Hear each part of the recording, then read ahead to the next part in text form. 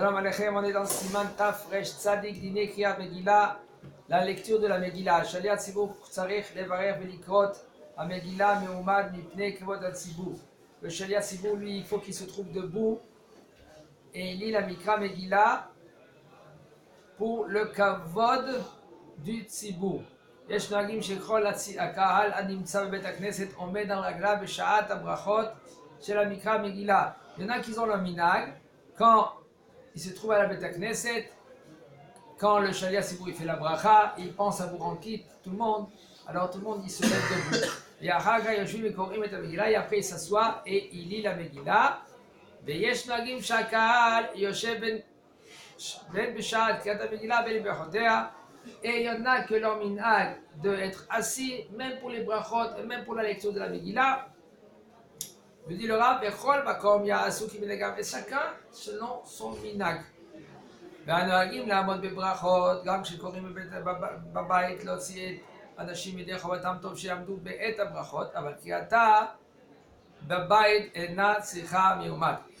Et même les hommes qui sont chez eux et ils lisent la Megillah pour leurs femmes, alors c'est bien aussi de se lever et de faire la bracha debout. Est-ce que toi tu dois dire la bracha? Est-ce que c'est la femme qui doit dire la bracha? Tout ça c'est une discussion dans les acharonim, c'est machloket dans cela, puisque toi tu es déjà rendu quitte. Et puisque toi tu es déjà rendu quitte, c'est bien que la femme elle va te dire la brachot, ou tu vas dire que non. Même que toi tu es rendu quitte, puisque toi tu lis la Megillah, alors tu vas lire la Megillah, et tu vas faire aussi les brachot, et la femme elle va penser de se rendre quitte. Comme dans Din Arvut. Din Arvut c'est quoi? Sont liés un à l'autre. Comment moi je peux te rendre quitte, même que moi je suis rendu quitte? Parce qu'on est liés un à l'autre. Il dit le Rav Tov shel shnei anashim ya'amdu biyamin u'bishmol shaliach tzibur be'et habrachot bekriyat hamegillah. C'est bien que quand on fait Mikra Megillah, qu'est-ce qui se passe? C'est bien qu'il y en a un à droite et un à gauche. יש אומרים שכשם שאסור לאחוז ספר תורה ערום בלי מטפחת, כן אסור לאחוז מגילת אסתר בלי מטפחת. Il y en a qui veulent dire, comme c'est assour de prendre un sefer Torah, et il faut faire très attention, même le Rav, même le Shamash, qui se trouve à la Beit Knesset, de prendre un sefer Torah sans un drap ou sans une mitpacha, ça veut dire un foulard, c'est pas bien. Chez Mishmor, la Gemara, elle est dans cela, elle dit un homme que lui qui touche un sefer Torah sans mitpacha, le parchemin, je parle, okay? Sans un foulard ou une serviette ou le talit, ben chez Mishmor, il va être enterré nu sans mitzvot. Alors la Gemara, elle reprend tout cela et dit non. Comment c'est possible? Il va perdre tous ses mitzvot. Elle dit la Gemara, non, on parle qu'il va être enterré nu de cette mitzvah-là qu'il y a, de l'Iglol Sefer Torah. Sur là, il faut faire très attention. Alors, comme le Sefer Torah, il faut prendre une mimchata, aussi la Megillah. Veyesh metirim lechot la Megillah, il y en a qui sont matir, ils permettent de prendre une Megillah, même sans le foulard, un foulard. Et c'est conseillé de se laver les mains, de faire la netilat yadayim, de s'essuyer bien aussi. On va faire attention à un homme que lui qui se lave les mains ils sont mouillées, il prend la Megillah, tout d'un coup, hop, l'encre, il s'étale dans le parchemin. Yesvara, il nous dit, parce que Yesvara laquelle, pourquoi c'est bien de se laver les mains, faire la netilat, de bien s'essuyer, parce qu'il y en a une svara qui disent que on peut être Mekel de nos jours, après qu'on a fait la Netilat Yadayim, et de prendre la Megillah dans la main. Veraoul et Tzarfa l'Inyan Megillah. Dit le Rav. Il y en a un des Acharonim qui veut dire, בספר בתי כנסיות, כתב שיש להחמיר שלא לאחוז במגילה בלי מטפחת, ולפחות ייטול ידיו. כן, lui dit au moins c'est bien et c'est conseillé de faire la Netilat Yadayim avant de prendre la Megillah dans la main. Un homme que lui, qu'il est tombé de ses mains une Megillah, pas besoin de faire ta'anit.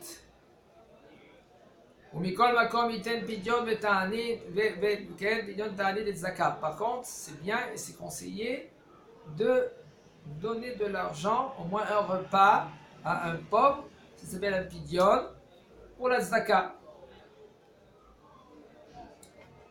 Il dit le Rav,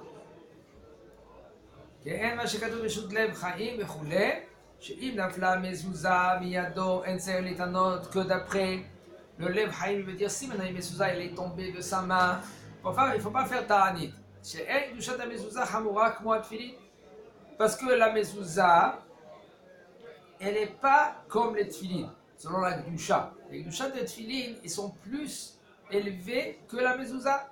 Mais Kevan, Shafil Betfilin Shinaflou, et puisque même quand les tfilin, quand ils sont tombés, Chaz Shalom Yado, Ken, Shenoagim Itanot, s'ils sont tombés de ses mains, alors on parle que sans boîtier. Et le minhag, c'est de faire le jeûne. En les yesod bashas ou barishonim, il n'y a pas de yesod. Yesod, ça veut dire de quelque chose qui est fondé. Dans le chas, dans la Gemara et dans les rishonim. C'est pas écrit dans cela. Quelqu'un qui a fait tomber Chaz Shalom des tfilin, c'est pas écrit qu'il doit jeûner. Il y a plus forte raison de nos jours qu'il y en a qui sont faibles. Si un homme lui va commencer à jeûner parce que c'est tombé ses tfilin, et ben il va, par exemple, s'il étudie la Torah, et ben il va mal étudier la Torah. Ou par exemple, si c'est un employé, il va mal travailler. Et puisqu'il va mal travailler, ça fait gezel. Comme du vol, tu fais 100%, maintenant tu vas faire 90%, c'est du vol, les 10% là maintenant tu les voles. À ton patron.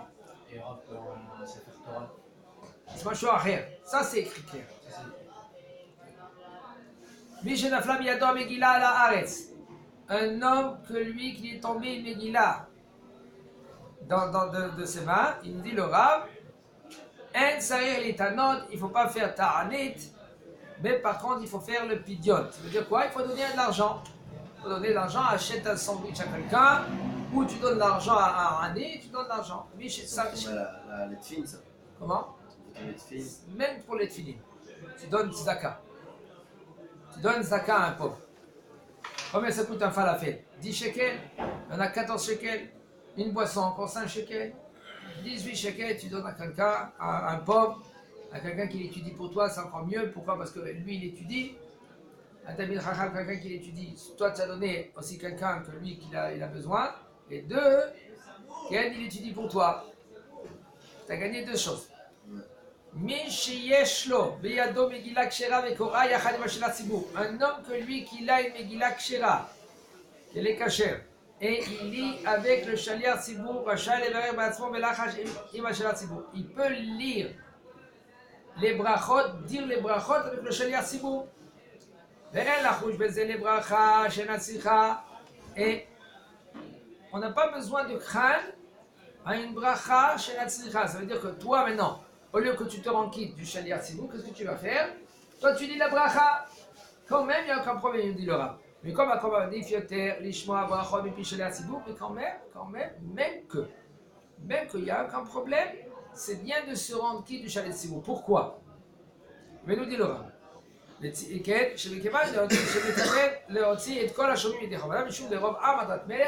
que Berov Am, c'est quoi Berov Am? La majorité du peuple, il y a la gloire du roi. Il y a plus de Nes. Et après, il va dire après lui Amen, Chazak ou Baruch.